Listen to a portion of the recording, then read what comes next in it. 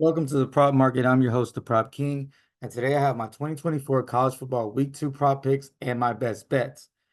So I'm super excited about this week because we have more data to kind of go off of. We have more information that we can kind of get in the lab and figure out what's our best bets and how we can really penetrate and make this a great week. Last week was a little bit of a struggle. Once again, we were going off the information from 2023, and I'm going to go over my stats from last week in just a second here. But this week, like I said, I have some really good picks for you, 7 great prop picks, one great best bet, and I'm very, very excited to get this onto a winning track. You'll see my Prop King emojis. 3 Prop King emojis means I'm very, very confident. We were 2-0 on my 3 Prop King emojis. So if anything, that was very, very, very good for us.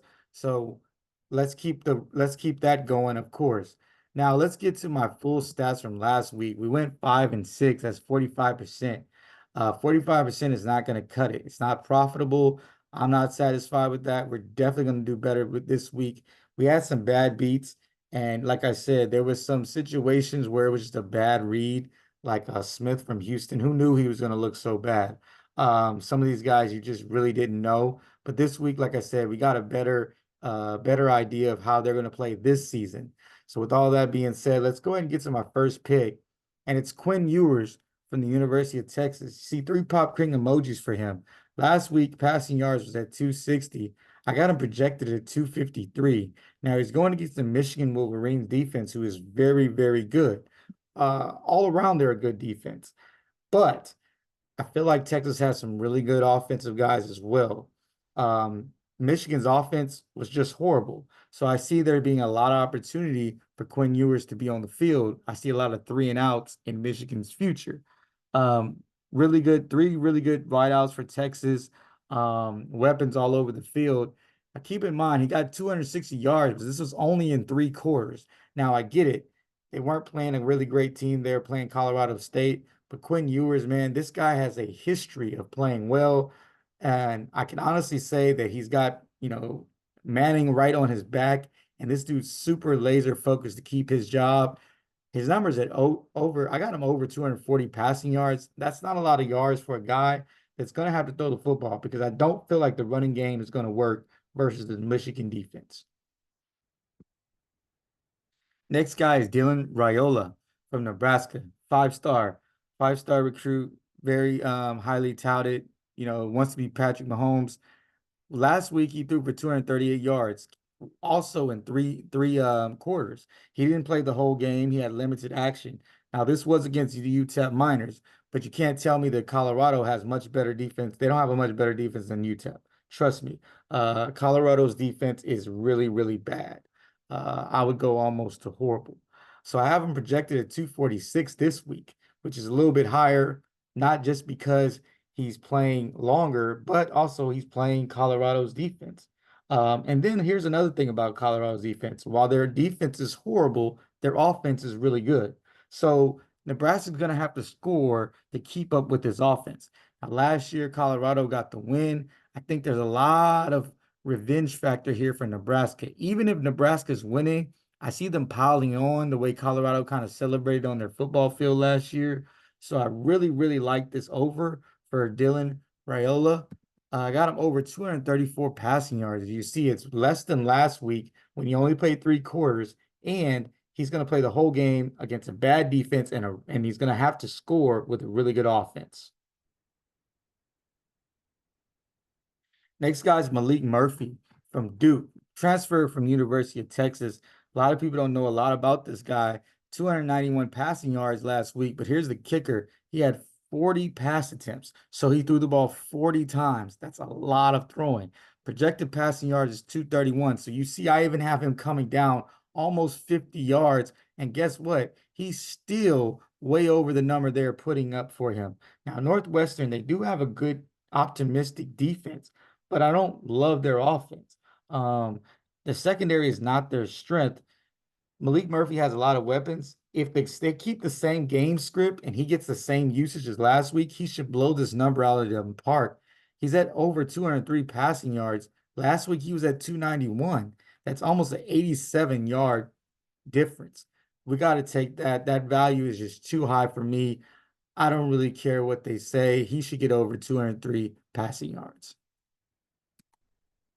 Next guy is Jalen Daniels. Now, speaking of, you can't always watch stuff from last week. He played Linwood last week and he didn't do much.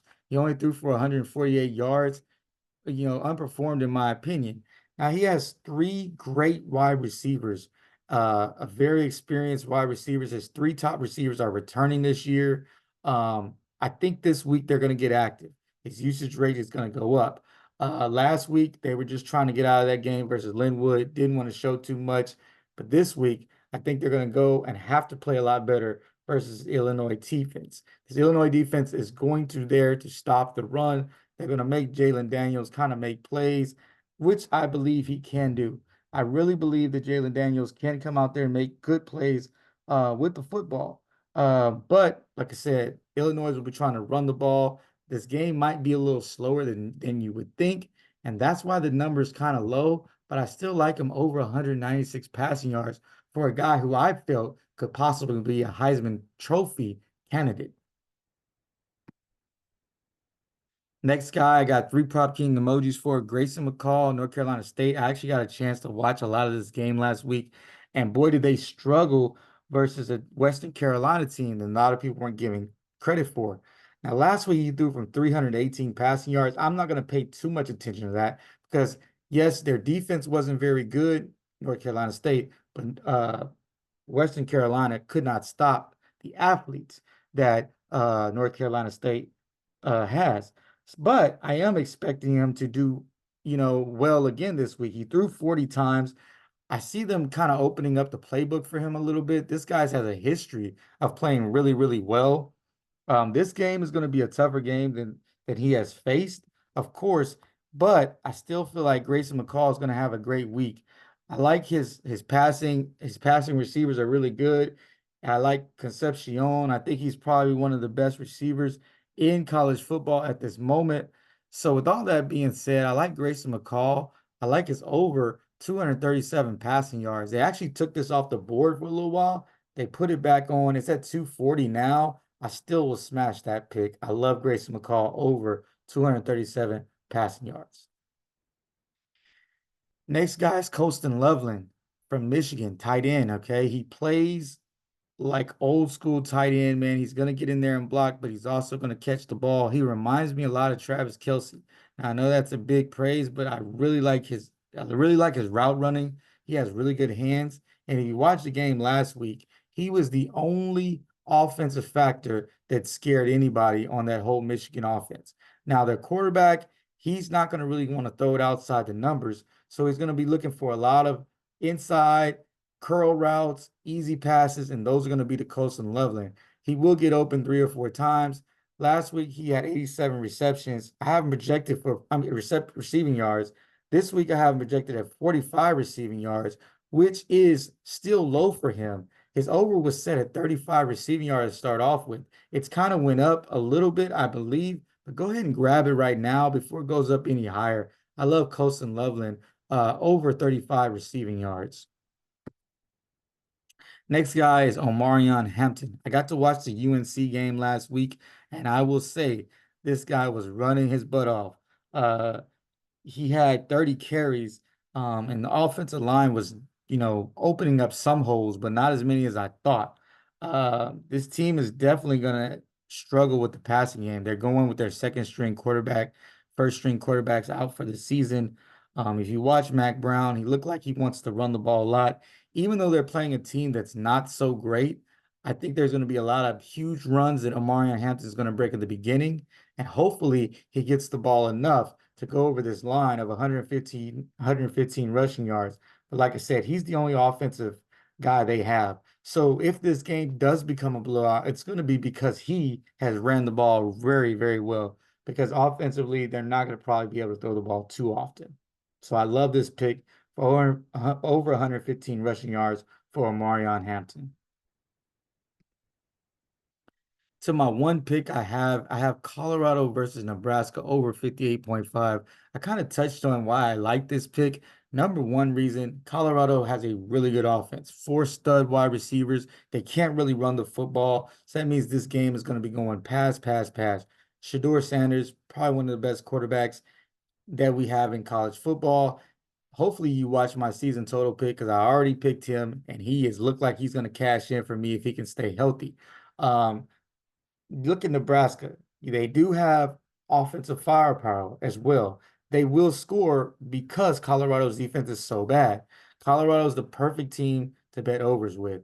They have a really good offense and a really bad defense.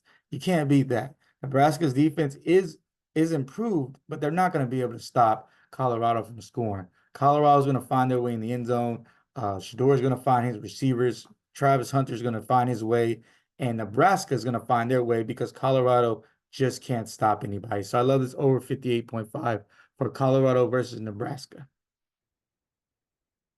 Recap real quick. Ewers over 240 passing yards.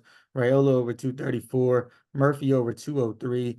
Daniels over 196. McCall over 237. Loveland 35.5 receiving yards. And Hampton over 115.5 rushing yards. If you enjoyed this video, if you find any of this information useful, please like and subscribe to the channel. I will be continuing to give you great info. I will also have a part 2 show coming up Friday where I'll have 3 more prop picks and 1 more best bet. I will be your tour guide throughout the college football season. So like I said, subscribe, put your notifications on, and like I always say, let's cash.